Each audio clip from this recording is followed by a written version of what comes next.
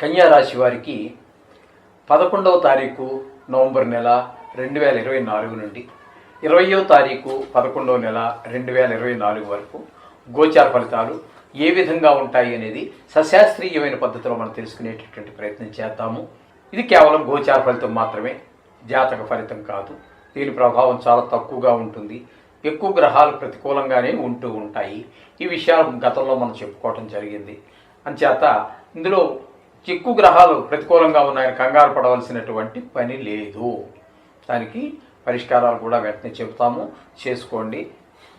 నిష్ణాతులైనటువంటి వాళ్ళ చేత, అంటే అయిన వాళ్ళ చేతనైనా కానీ మా చేత కానీ మీరు జాతకం రాయించుకోవచ్చు. దీన్ని ఆ జాతకానికి దీన్ని అనుసంధానం చేసుకున్నట్టయితే చక్కటి ఫలితాలు మీరు పొందగలుగుతారు.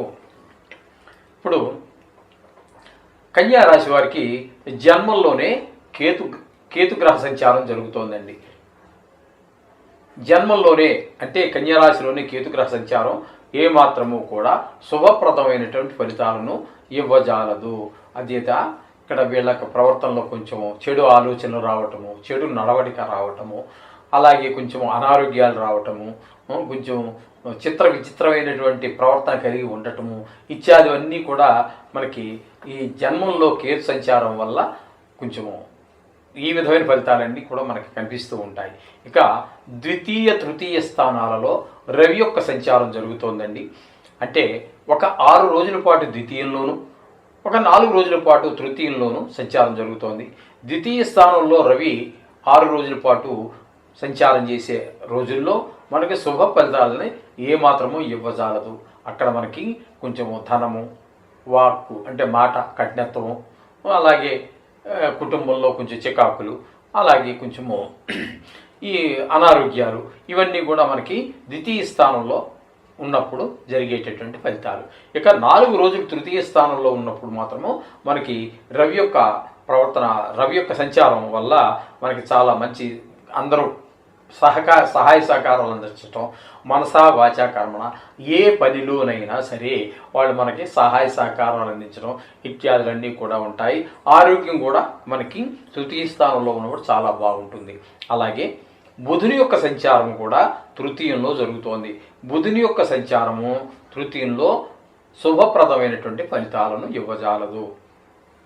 అక్కడ ఏమవుతుంది అంటే అందరి యొక్క వీరి యొక్క మన వృత్తి చేసేటటువంటి ప్రదేశంలో మన కింద పనిచేసేవారు కానీ, మరి పై పనిచేసేవారు కానీ, అలాగే ఉద్యోగం చేసే దగ్గర కానీ వీళ్ళెవరు కూడా మనకి కొంచెము సహాయ సహకార నిరాకరణ కింద ఉంటుంది. మనం ఏదైనా పని చెబితే వాళ్ళు మన సహాయ నిరాకరణ చేసినట్టుగా ఉంటుంది. ఆ పనిని వాళ్ళు చేసేటట్టు మన కింద పనిచేసేవాడు కూడా, మన పై పనిచేసేవాడి దగ్గర మనం ఎలాగ చెప్పలేము. ఆయన సహాయ సహకారాలు కావాలి కదా, మనం చెప్పలేము అని చేత అని కాదు. మన పైవాడి యొక్క సహాయం కూడా మనకు మాట సహాయం కావాలి, సపోర్ట్ కావాలి. ఆయనది సహకారం ఉండదు, మన కింద పనిచేసేవాడి సహకారం ఉండదు. అలాగే మనం మనం ఎక్కడైతే ప్రదేశంలో ఉన్నామో ఆ ఇంటి చుట్టుపక్కల వాళ్ళ పరిస్థితి కూడా అదే విధంగా ఉంటుంది. ఎడమొహం పెడమొహంలా పెట్టుకుని ఉంటుంటారు. రకరకాలుగా మనస్తత్వాలు ఉంటాయి కదండి. ఆ విధంగా బుధుని యొక్క సంచారం మనకి అక్కడ ఆ విధమైన ఫలితాలన్నీ కూడా ఇస్తుంది. తృతీయ స్థానంలో పంచమ షష్టమ స్థానాలలో శని యొక్క సంచారం జరుగుతోందండి. శని యొక్క సంచారం నిజానికి శని యొక్క సంచారము 6లో జరుగుతోంది, కానీ వక్రగతిలో జరుగుతున్న కారణంగా ఇక్కడ మనం 5వ స్థానంలో కూడా చెప్పుకోవాలి. ఇక్కడ విశేషం ఏమిటంటే ఈ 10 రోజులలోనే శని యొక్క వక్రగతి సంచారం వీడి రుజు మార్గ సంచారం చేస్తూ ఉన్నారు. కాబట్టి ఇక్కడ మనము 5వ స్థానము 6వ స్థానము 2 స్థానాల యొక్క వక్ర మార్గం విడిచిపెట్టిన తర్వాత జరిగే 4 రోజులు కుంభంలో ఉన్నారు. అప్పుడు 6వ స్థాన ఫలితాలను మనం చెప్పుకోవాలి. అయితే ఇక్కడ 5వ స్థానంలో శని యొక్క సంచారం వల్ల ఇక్కడ మనకు కలిగే ఫలితం ఏంటంటే సంతానం యొక్క అభివృద్ధి కుంటుపడుతుంది, విద్యలో వెనకబడతారు, ఆటల్లో కొంచెం ఎక్కువ శ్రద్ధ చూపిస్తూ ఉంటారు, మార్కులు తక్కువ వచ్చేటటువంటి అవకాశం ఉంటుంది. అలాగే పిల్లలతోటి చిన్న చిన్న గొడవలు, సాటి పిల్లలతో ఆటలాడి కాసేపు పోట్లాడి ఈ విధంగా వారితో కొంచెం తలనొప్పులన్నీ తీసుకొచ్చే పరిస్థితి ఉంటుంది 5వ స్థానంలో ఉన్నప్పుడు. 6వ స్థానంలోకి వచ్చాక మాత్రం వాటి కొంచెం అన్ని సర్దుకుంటాయి. అలాగే కొంచెం పిల్లల చదువు విషయాలు అన్నీ బాగుంటాయి. అలాగే కొంచెము ఆరోగ్యం అదే బాగుండటము, అలాగే మనం ఏదైనా లోన్కి అప్లై చేసుకున్నా లేకపోతే మనకు రావాల్సిన డబ్బులున్నా కూడా ఈ వారంలో మనకు వచ్చే అవకాశం ఉంటుంది. అలాగే మనకి ఏదైనా కోర్టు కేసులు అవి ఉన్నట్టయితే అక్కడ హీరింగ్ వినటము, మనకి ఫేవర్గా అనిపించటము, ఇట్లాంటివన్నీ కూడా జరిగే అవకాశం మనకి ఇక్కడ 6వ స్థానంలో శని సంచారం వల్ల జరుగుతుంది. అప్పటి వరకు మనకు శత్రువులుగా ఉన్నటువంటి వారు కూడా కొంచెం మనకి మిత్రులుగా మారే అవకాశం కూడా మనకి గోచరిస్తూ ఉన్నది. అలాగే ఇకపోతే 7వ స్థానంలో రాహు యొక్క సంచారము. 7వ స్థానంలో రాహు యొక్క సంచారం శుభప్రదమైన ఫలితాలను ఇవ్వజాలదు. కారణం ఏంటి అంటే ఇది కళత్ర స్థానంలో ఉండటం వల్ల కొంచెం ఇంటిలో భార్యాభర్తల మధ్యన, అలాగే ఒక భాగస్వామ్యంలో వ్యాపారం చేస్తున్నట్టయితే వారికి మనకి కూడా మాట పొసగకపోవటం, మన అభిప్రాయం వేరుగా ఉండటం, వారి అభిప్రాయం వేరుగా ఉండటము, ఈ తద్వారా కొంచెం మాట పొంతన పొసగకపోవడం అనేటువంటి జరిగే అవకాశం ఉంటుంది.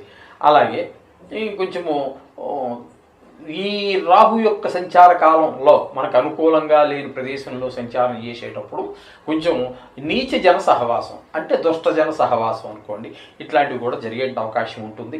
అలాగే క్రిమి కీటకాదులు విషానికి సంబంధించి ఇప్పుడు దోమ కూడా చెప్పుకోవచ్చు, మనుషుల్లో కూడా చాలామంది ఉన్నారు విష పురుగులు లాంటి వాళ్ళు. అట్లా ఎవరైనా మొత్తం మీద అట్లాంటివన్నీ కూడా కొంచెం విష కీటకాలు కూడా సంబంధించినటువంటి ఈ ప్రమాదాలు కూడా కొంచెం ఉంటాయి. తేలు, జర్రె ఇట్లాంటివి అవి కూడా మనకి గోచరిస్తూ ఉన్నాయి.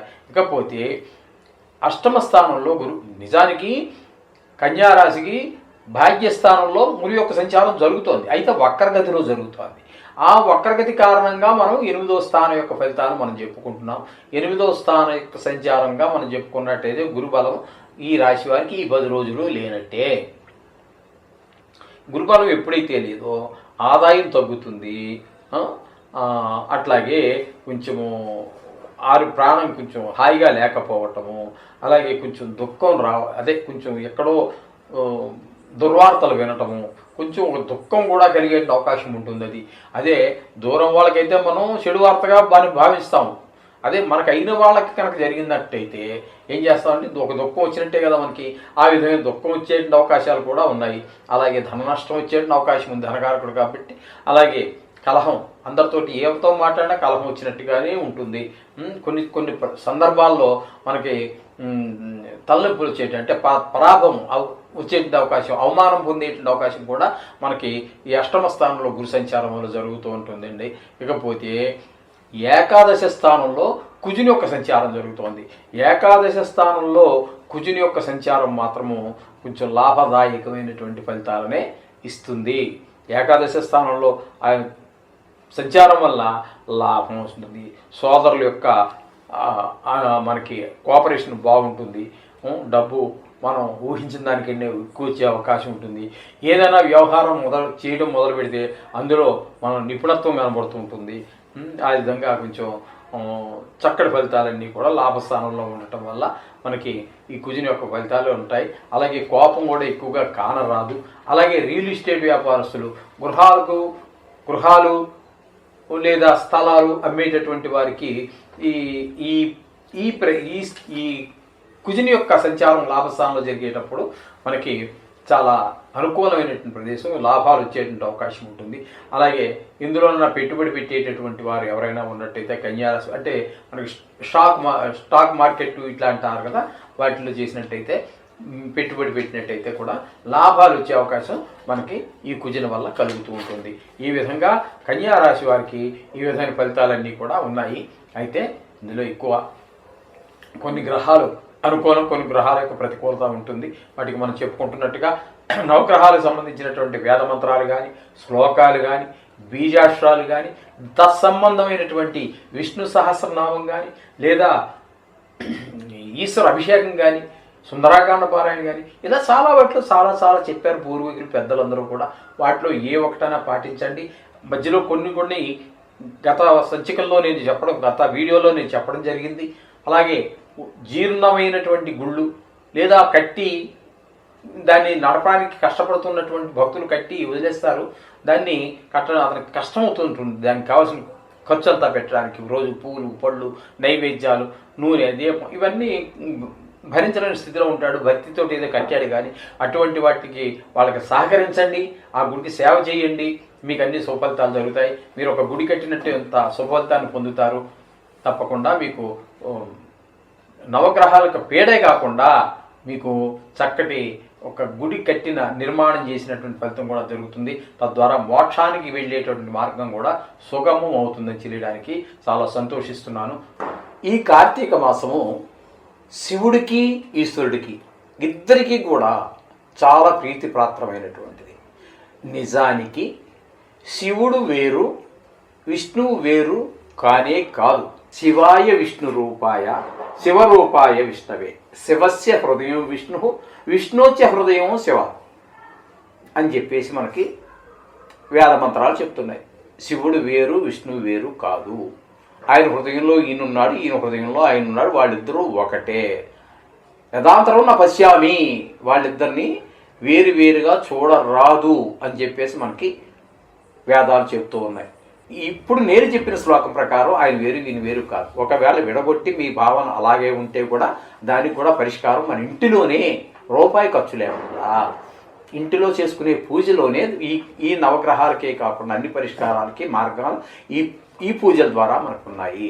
నవగ్రహాలకు పరిష్కారంగా ఈశ్వరుడి అభిషేకం కూడా ఒకటే అని చెప్పేసి మనం చెప్పుకుంటున్నాం. ఆ విధంగా కార్తీక మాసంలో శివుడికి అత్యంత ప్రీతిపాత్రమైందని చెప్పేసి పురాణాల్లో చెప్తున్నారు. అలాగే కార్తీక దామోదరుడు అని చెప్పేసి విష్ణుమూర్తికి కూడా చాలా ప్రీతిపాత్రమైనది అని చెప్పేసి ఈ మాసాన్ని చెప్తూ ఉన్నారు. ఇద్దరికి సమానమైనటువంటి ఈ పూజా విధానాలు మనకి నిర్దేశించబడి ఉన్నాయి. కాబట్టి శివుడికి అభిషేకం నెలలో ఒకసారి అన్నా చేసుకోండి. ఈ కార్తీక మాసంలో మాత్రం ఖచ్చితంగా మీరు చేసుకోండి, అభిషేకం చేసుకోండి. ఇది శివుడికి సంబంధించినటువంటి విషయాలు. అలాగే విష్ణుమూర్తి దగ్గరికి ఈ నెలలో వచ్చినట్టయితే మనకి ఈ ఏకాదశి ఒకటి ఉన్నది. అలాగే చాలా పూజలు కూడా మనకి గోపాష్టమో ఏదో ఒకటి ఉంది, అది కూడా. ఇవన్నీ వైష్ణవానికి సంబంధించినటువంటివి ఉన్నాయి, అది కూడా చేసుకోండి. ఈ నెల రోజులు కూడా బయట వాతావరణం ఎంతో ఆహ్లాదకరంగా ఉంటుంది. చలిలో చిరు చలి ఉంటుంది, ఎండలో చిరు ఎండ ఉంటుంది, చిరు వేడి ఉంటుంది. ఈ 12 మాసాలలో భగవద్గీతలో శ్రీకృష్ణుడు చెప్పాడు మార్గశీర్షోహం అనేసి, మాసానం మార్గశీర్షోహం అని. కానీ నా విషయంలో మాత్రం కార్తీక మాసమే నాకు ఎంతో ఆహ్లాదంగా అనిపిస్తూ ఉంటుంది, హోలీనెస్గా అనిపిస్తూ ఉంటుంది.